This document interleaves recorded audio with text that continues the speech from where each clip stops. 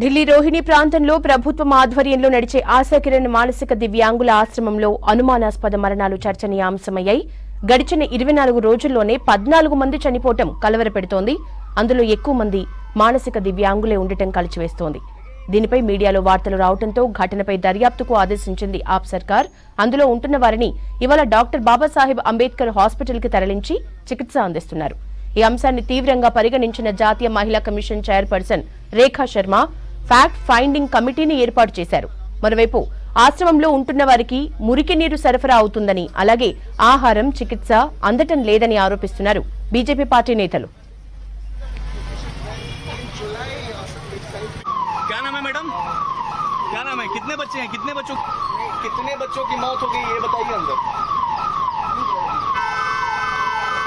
हैं? देखिए इनके पास जवाब